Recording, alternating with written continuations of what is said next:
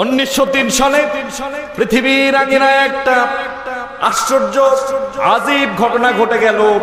মানুষ আবিষ্কার করে বসলো উড়োজাহাজ। পাখির মতো একটা জাহাজ নাকি আকাশ দিয়ে উড়ে যাবে মানুষ নিয়ে, অনেক ভারী ভারী ইকুইপমেন্টস মাল সামান নিয়ে। এই এরোপ্লেনটা অ্যারোমেটিক ডিজাইনটা প্রস্তুত করলো দুইজন ভাই, তারা আমেরিকার বাসিন্দা। দুই প্রকৌশলীর নাম হচ্ছে অরভিল রাইট এবং উইলফার রাইট। এই রাইট ভ্রাতৃদ্বয় এই দুই ভাই আবিষ্কার করলেন উড়োজাহাজ। এখন প্রশ্ন হলো, মুসলমানরা কি করলেন? আল্লাহ তাআলা সূরাতুল মুলকের 19 নম্বর আয়াতে বলছেন, তোমরা কি নজর করে দেখো না আসমানে পাখিগুলো কি চমৎকার করে শাঁ করে উড়ে চলে যায়, আকাশ থেকে ছিটকে পড়ে যায় না? তোমরা কি এ দেখেও আমি রবের প্রতি কৃতজ্ঞতা প্রকাশ করবে না? সুবহানাল্লাহ। এই আয়াতকে গবেষণা করে আব্বাস ইবনে ফিরনাস রাহমাতুল্লাহ আলাইহি 852 খ্রিস্টাব্দে স্পেনের কর্ডোবার জামে মসজিদের ছাদ থেকে পাখির আকৃতির একটা উড়োজাহাজ তৈরি করে 852 খ্রিস্টাব্দে সর্বপ্রথম আকাশে উড়েছেন। সুবহানাল্লাহ।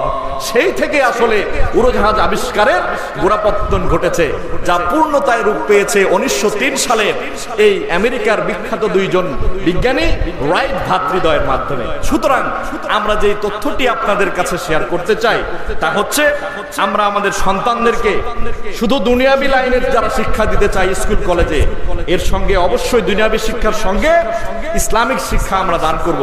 আর যারা শুধু মাদ্রাসায় বাচ্চা পড়িয়ে আমরা মানুষ করছি, আমাদের এই সিদ্ধান্ত নিতে হবে আমাদের সন্তান হাফেজ হবে, আলেম হবে, আবার ইবনে সিনার মতো চিকিৎসা বিজ্ঞানে গুরুত্বপূর্ণ ভূমিকা রাখবে।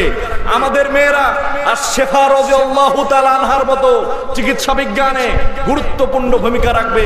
আমাদের সন্তানরা ইবনে আন-নাফিসের মতো জগৎ বিখ্যাত আলেম হবে, আবার বিজ্ঞানীও হবে। ঠিক কিনা মুসলমান? তবেই আমাদের থানা, আমাদের DC office, SP office, Ganabhaban, বঙ্গভবনে কালেমাওয়ালা মুসলমানের সন্তান যখন দায়িত্ব গ্রহণ করবে, এই বাংলাদেশ থেকে চুরি, রাহাজানি, দুর্নীতি আর চাঁদাকে আমরা কবর দিয়ে সুখী সমৃদ্ধি একটা দেশ পেতে পারি। ঠিক কিনা মুসলমান?